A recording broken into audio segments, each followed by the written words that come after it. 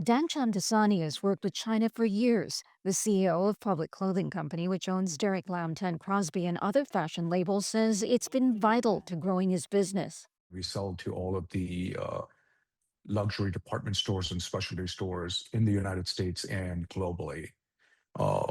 China is an integral part of our supply chain. We've been there for 3 decades. And what's the competitive advantage, do you think, that you're getting from doing business with China? Well, China has unmatched infrastructure. We can go from concept to product at a scale and speed that very few countries can do for us. And that's something that gives us an edge, especially in the fashion industry where things and trends move as fast as they do. Other countries kind of specialize in the parts of the supply chain. China somehow has managed to own the supply chain. And do you see yourself growing that presence over the next 5 years? We are keeping all options open. I think over investing in any one country, uh, given the current trade environment, is probably not the best thing for us to do. The most important thing for us right now is to have optionality, flexibility, and to be nimble in our supply chain. Looking forward to China's 15th five-year plan, Shamdasani broadly discussed the type of synergy he expects between U.S. businesses and China. China's capacity, from what we can tell, is massive, and they are going to be export oriented, regardless of how much they try to pump up domestic capacity. Their industry is geared towards exports.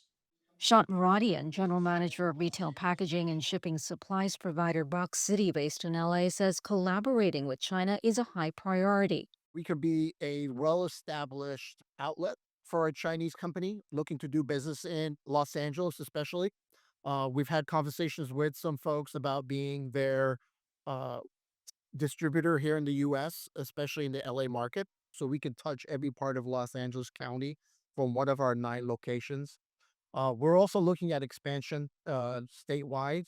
And so for a Chinese uh, vendor, the opportunity to partner with us prop potentially gives them the opportunity to distribute their brand in the US. Over the next 5 years, do you see yourself perhaps doing more business with China? Absolutely. As we continue to grow our business and we have very aggressive growth plans here at Box City, it only helps with our purchasing power and our ability to buy larger quantity of product at a better price. Farish Patel works with businesses with exposure to China. So, details of the 15th five-year plan Yes.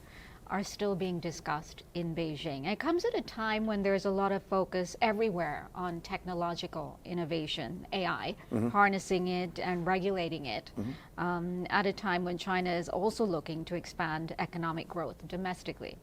How does that marry with the U.S. businesses you work with exposure to China? What we see in spaces like technology and life sciences is a continuation of a vector, if you will, of the markets and the economy moving from made in China to innovated in China. And what's one way to think about that is that the last 5-year plan was, if you will, about building the train tracks or laying the train tracks. And the next 5-year plan likely will be about running the trains more efficiently.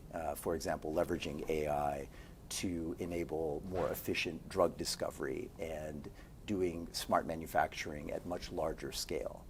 And so when we think about what we continue to see with companies, not just in the US, but internationally, is that they recognize that China is not a risk-free market. No market in the world is.